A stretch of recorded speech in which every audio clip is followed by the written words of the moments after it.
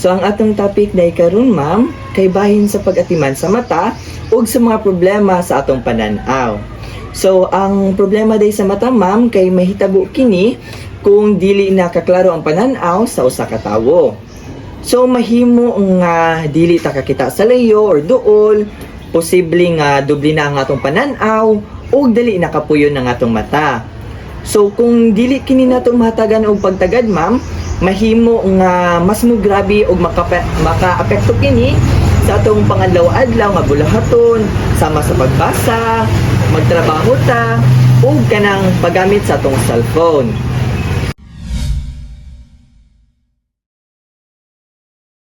So natay adunay lain-lain nga problema sa mata ma'am. Una kay kanang myopia or kanang dili ta kakita sa layo pero makakita ta sa duol.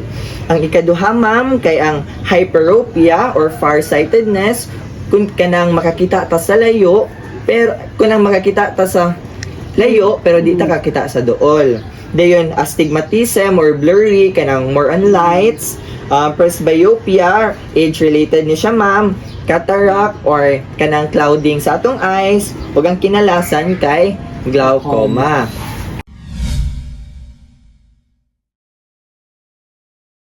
So karon ma'am, daghan pod nga posibleng hinungdan sa problema sa mata.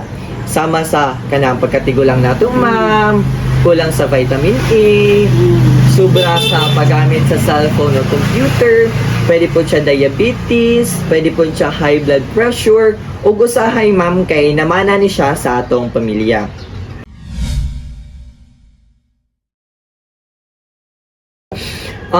Importante kaayo nga bantayan ang mga simptomas sama sa kanang malabo nato nga pananaw, sigig sakit nga ulo, kapoy ang mata, kanang pula ug luhaon ang atong mata ug lisod na ta makakita sa gabi.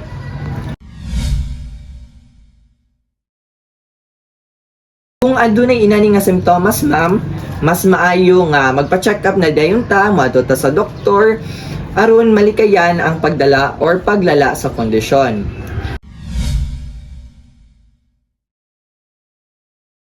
Para maprotektahan ang mata ma'am, kinahanglan nga magkaon ta og masustansyang pagkaon sama sa kanang carrots, fish, o leafy greens, vitamin A o itlog. Pwede po ta ma'am nalikayan ang sobra sa paggamit sa gadget. Kanang dili kayo tadugay nga magtanaw sa tong cellphone. Og naputay ginatawag ma'am nga 20-20 rules. So in every 20 minutes ma'am, kaning 20-20 rules kay every 20 minutes dapat nga mo pag 20 minutes na nagamit sa tong cellphone, then 20 minutes po ta magpahuway. Okay. Kinahanglan usab ang regular nga eye check-up aron sa iyo pa lang mahibaw-an na nga aduna di ay kitay problema sa atong mata po. So, ang sayon nga pag-atiman makatabang aron malikayan ang komplikasyon o mapadayon ang maayong pananaw.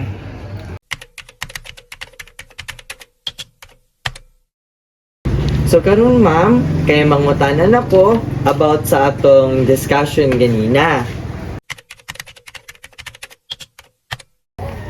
Wanda ko dyan kayo og kanang epekto ang kanang ang kuan kanang nakay diferensya sa mata.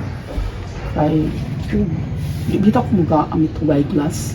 Kuan jud na nang ma-paralyze jud wala jud kay mahimo. Kaya like for example kanang ang nakay basahon, dili jud ka kabasa maskin pag imo palayo, maskin pag imo ipaduol ug walay eyeglass. So mo jud na siya dako kay epekto jud ang importante si Kuya Isma pala nga kuan, imo jud ay ipa-check up kay syempre kung minsan ba jud ka pala nga ang kuan, hindi ka palihok-lihok, no? Kay di man kakakuan sa imong trabaho, like for example na nang magtahi ka, mogamit ka gago, magkasamad-samad ka dili ko kakaklaro nga uy mo na dayto kay kuan man imong pananaw murag pati kinabitaw sahay ka na nga ang blurred mana di mo na dyan ay kuan nga pagdaot dyan ang imong mata mga importante nga imo dyan ipa-check up kaya disod man dyan kaayo o dili ka kakita ay syempre na yun ay katuto ang kuan bitaw nga gihatag yun sa doktor nga dala pagpakuan nimo sa imong eyeglass pagpalit Diba naman to siya, kuan, hindi naman lang mo kuan ng water, sa pagkali siya. So, we cut this, and like that, o dahil hindi mo na siya ito pang sa imuhang dili. No, ay, kung sintong pa, mo man siya ito nga ma-blur ang imuhang kuan, no. So, kinalan, need po na siya o kanang extra care, kaya aron dili ka po gas-gas ang kanang ang iyahang lights. Kuan ba ma'am kanang kapila man nimo limpyuhan imong glasses?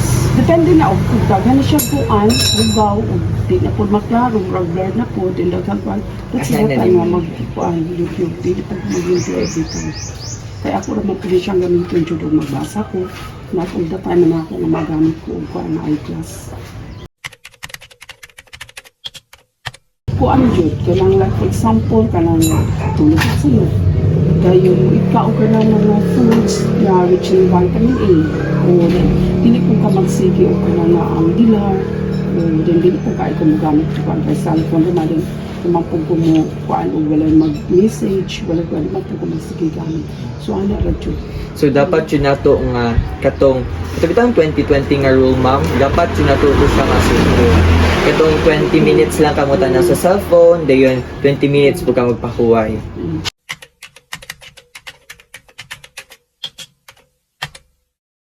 Atong ikaduhang hisgotan karon ma'am kay bahin na pud ta sa kanang danlog nga tiles unsaon paglikay sa mga aksidente sa balay. So unsa day nang danlog nga tiles ma'am? So kanang danlog nga tiles or danlog nga salog kay mahimong hinungdan manggod siya sa pagkahulog or mahimong agi na noon para sa samad, mga bali or kanang seryosong kadaot sa lawas labi na sa mga tigulang.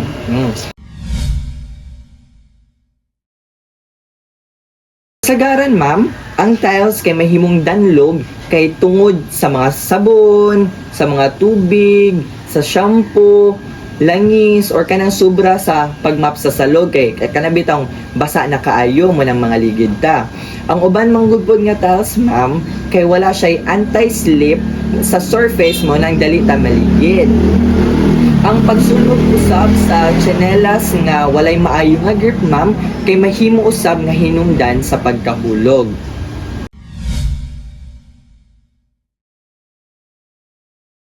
Importante kaayo nga malikayan ang pagkahulog ma'am kay kini usa sa mga kasagarang hinungdan sa kadaot or usahay kamatayon sa isa ka tawo. Naligid ta, nabagok ang ulo, na hemorrhage, na namatay na noon siya.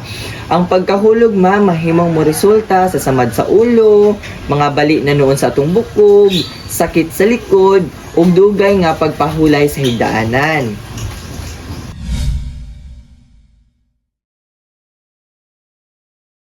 Aron malikayan kini ma'am, kinahanglan nga perming uga ang salog ug limpyo ang balay. Maayo usab nga magbutang ta og kanang anti-slip mat sa banyo or sa atong kusina. Kinahanglan nga magsulod ta og tsinelas or sapatos nga dili ta dali maligid og siguro doon nato ma'am nga hayag atong agianan sa atong balay aron klaro ang atong paglakaw. Para sa mga senior citizen, ma'am, labi na kay namantay buros sa atong balay diri ma'am no? Namantay buros. Okay? Importante jud kaayo ma'am nga hinay-hinay ang paglakaw or kanang mogamit ta og suporta sama sa mga handrail or tungkod kung kinahanglan sa mga senior citizen. Ang kuan pod ma'am kanang regular nga ehersisyo makatabang usab aron mulig-on ang lawas o ma-improve ang atong balanse. So pananglitan ma'am, kanang pwede ta mag heel raise, mini squat, march in place, ug maglakaw matag adlaw, kada adlaw ta maglakaw. Ang regular nga inspection sa balay ma'am kay makatabang ni siya sa pagtan-aw sa mga peligro nga mahimong hinungdan sa aksidente. Ang gagmay nga pag-amping sama sa pagpauga sa mga salog or paglimpyo dahil sa mga tubig sa salog kay makatabang ni siya aron malikayan ang seryosong kadaot. Busa ma'am, importante nga magpabiling alerto ug maampingon aron mahimong luwas ug lig-on ang panimalay.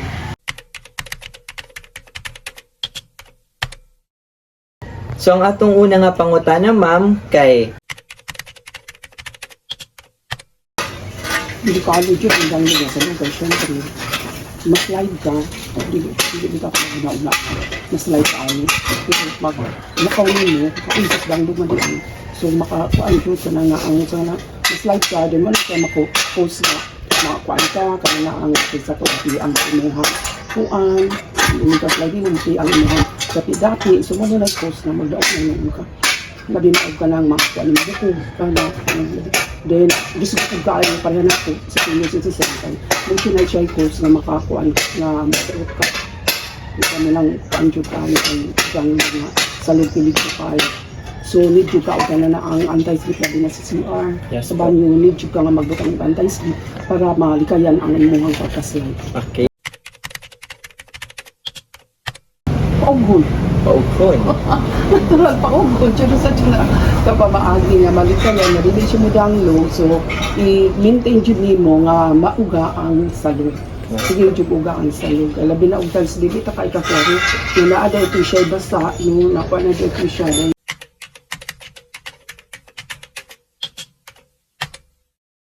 Atong kinalasan day nga topic ma'am kay bahin sa maternal nga pag-atiman o pagtabang sa buntis nga common law partner sa anak.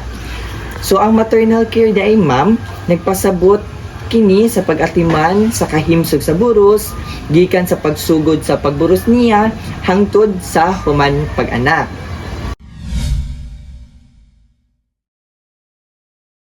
Importante kaayo ang suporta sa pamilya kay makatabang kini aron may himong himsog ang inahan o ang bata. So kung aduna tay suporta sa buros ma'am, mas muubos ang stress o mas mutaas ang posibilidad nga luwas ang pagpaanak o himsog ang bata pagawas.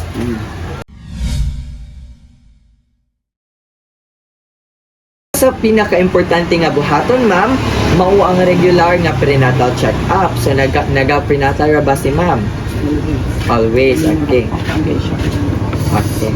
Kinahanglan ma'am nga tabangan nato og dasigo nato ang buros nga magpa-check up permi aron sa iyo pa lang makita na nato unsa problema sa iyang buros. Importante usab ang maayong nutrisyon. Kay nga naman, ang buros mong good ma'am, kinahanglan nga mukaon og masustansyang pagkaon, sama sa gulay, prutas, pagkaon nga adunay iron ug folic acid, ug moinom og igo nga tubig aron lig-on ang lawas ug himsog ang bata sa sulod. Dako usab ang tabang ang emotional nga suporta po. Kay nga naman, ang pamilya o ang partner kinahanglan jud nga maminaw, musabot, o maghatag og pagdasig sa buros kay aron dili siya permi nga stress or mabalaka. Kinahanglan usab ma'am nga tabangan siya sa adlaw-adlaw nga buluhaton aron makapahuway siya ug malikayan ang kakapoy. Maayo usab nga ubanan siya sa health center or kanang hospital ma'am aron sa panahon sa check-up during emergency. Importante usab ma'am nga mailhan ang mga danger signs sa pagburos sama sa kanabitong grabe nga sakit sa ulo, kanang pagdugo, grabe nga sakit sa tiyan, kanang nanghubag ang lawas, dili na siya kakita, o kanang dili na kaayo kalihok ang bata sa sulod. Kung adunay inani nga mga sintomas ma'am, kinahanglan nga dalo na jud nato ang atong buros sa health facility sa ospital. Ang suporta sa pamilya dili lang para sa inahan kundi para usab sa himsog og lawas nga kaugmaon sa bata. Ang lig-on og matinabangon nga pamilya kay makatabang kini sa pagbuo og malipayon og himsog nga panimalay. Importante yun nga mo support siya sa buntis. Na-stress mo na siya, no? Nag-check nga kanang, like for example, magpapinatan, hindi siya piligan, hindi kayo siya radyo ka dito. Kaya mo nga, asa ba din yung kuwan ani, asa ba din yung mama ani, gano'n. Siyempre, ang kanang ang buntis, wala kayo siya, kana dito ang itiya, nga sa dyan niya pag-care ang iyang kuwan. So, mo, paan po ka o ka na nga ang advice, no? Comfort, na kinalang muna imong buhaton, kung para po, yung support ang bata na sa inyong hanggang. Uy, alaw sa madagda. Hala no video. Ay, kamay na jud kay na siya nga kahalipay mo. Ano pala ka bang kaani? Ay. Nakuha na namang budget.